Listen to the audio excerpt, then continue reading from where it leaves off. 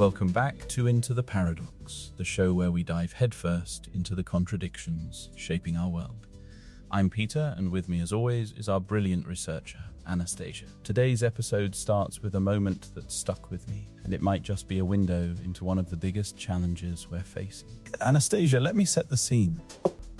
Last week, after a day juggling care calls, I hadn't eaten much. I was parked outside a local shop, stomach growling, when I noticed a man on a bike slowly circling the bin area. At first, I thought he was just hunting for a snack. But then it hit me. He was there for the same reason I was in the parking lot.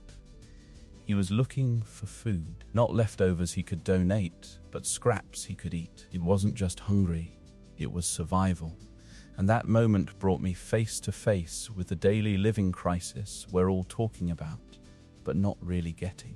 Anastasia, how do we even begin to unpack this? Thanks, Peter. That story isn't just a glimpse into personal hardship, it's a symptom of a systemic breakdown. Let's start with the numbers. In 2024, the average household spends 32% of income on essentials like food and housing, up from 25% in 2019. Meanwhile, real wages have barely budged. The cost of a basic food basket has risen 27% in the last 3 years alone, outpacing inflation in most sectors. But here's the kicker. This isn't just affecting the unemployed. Nearly 1 in 5 middle-income households now rely on food banks or scavenging to make ends meet. The man on the bike?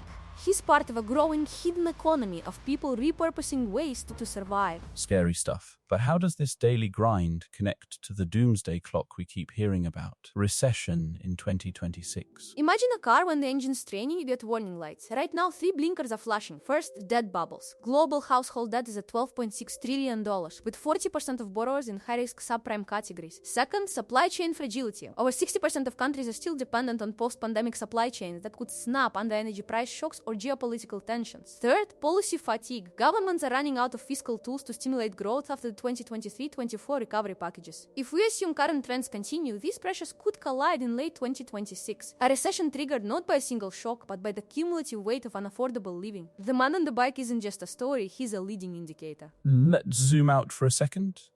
How would a 2026 recession feel different from the 2008 crisis? Great question. In 2008, the pain was concentrated in housing and finance. This time it'll be everyday essentials. Imagine a world where food price volatility forces governments to ration staples like bread or rice, or a healthcare system buckling under free clinics for the economically displaced. The crisis will be felt in the body, not just in portfolios. And it won't be a short slump. We're looking at a potential 18-month L-shaped recession, where recovery is slow and inequality widens for a generation. Yikes. But this isn't just doom scrolling, right? What can people actually do? Individuals can start by building resilience networks, cooperative grocery buying, time banks, or rent mutual aid groups. Policy-wise, we're tracking experiments in basic needs subsidies in places like Germany and New Zealand. And globally, there's a push to tax luxury goods at higher rates to fund crisis funds. The key is anticipating shock rather than reacting to it. If we prepare for 2026 now, the damage could be mitigated, not just for the man on the bike, but for millions. Thanks, Anastasia. It's easy to feel trapped by these big numbers, but your work always reminds me that the future isn't set in stone. Whether we're talking about scavenging for bread or planning for a recession,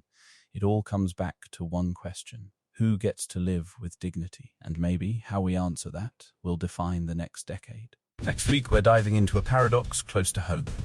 Can clean energy ever be truly equitable? Spoiler: solar panels on a rooftop might not solve the grid problem, unless they're part of a cooperative. Don't go anywhere. After this break, we'll hear from a listener who turned their family's debt crisis into a community enterprise. Stay with us. Did you know?